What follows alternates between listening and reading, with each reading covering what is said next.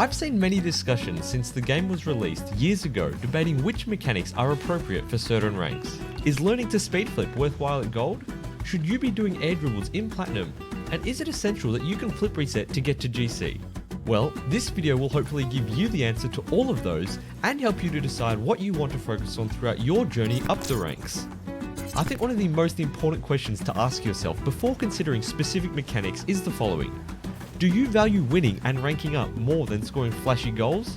That's to say, would you rather be GC and occasionally scoring a montage-worthy goal, or in Diamond and be able to chain 20 flip resets together? They're not necessarily mutually exclusive. Obviously you can be high ranked and nuts on the sticks, but this was actually something that I struggled to make a clear decision on for quite a while. When I started playing, there were prominent figures in the scene like Jazer with his Freestyle Friday videos, showing his best freestyle goals of each week. Montages were all the rage, and a lot of the most watched Rocket League content on YouTube was simply a collection of recent flashy goals that used the newest mechanics and demonstrated the highest level of skill at the time. Being inspired by this, I too attempted to take the route of trying to score the coolest goals in order to make my own montages. Some of you who've been around for a while may even have seen some of my early videos. Keep in mind, the first of these was created when I had about 200 or 300 hours in the game towards the end of 2015. As you can see, both my in-game skill and editing were a bit underwhelming. Anyway, after around the 1000 hour mark, I finally took a moment to reflect, and I realized I wasn't a great freestyler. What a surprise. So instead, I made it my goal to get GC as quickly as possible. Forget trying to air dribble every game and pick up each new mechanic as soon as I could.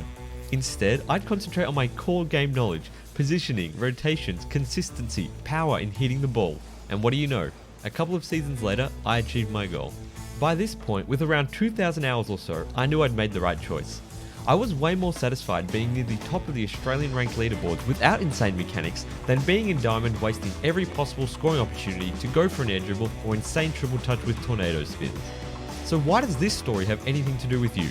Well, maybe you've already reflected on your own goals while hearing the evolution of mine. While I am an advocate for learning mechanics at certain ranks, as is evident in my dedicated rank up series, there's no right or wrong time to learn any mechanic. In fact, practicing and dedicating time to any skill in Rocket League is useful. The pro players that inspire so many of us spent hours and continue to spend hours practicing every possible trick and mechanic available. It's only natural for us to want to copy that and try to implement it into our own game. Most pros use a speedflip kickoff, so naturally we want to use it too. Pros do ceiling shots, therefore I want to do ceiling shots. It makes sense. I think the crucial part that many people ignore or just simply aren't aware of is the time dedication required to make mechanics like these actually useful and not detrimental to our progress on a daily basis. If you know that you're someone who regularly tries to go for some insane shot in ranked matches without a great success rate, maybe just go back and look at the replays of your last 3 matches and see how many opportunities to score you threw away by trying to freestyle on them, or do some insane air dribble when you could have just scored the open net. Simply put, advanced mechanics are advanced mechanics for the sole reason that it's extremely difficult to get consistent. It requires a huge time investment.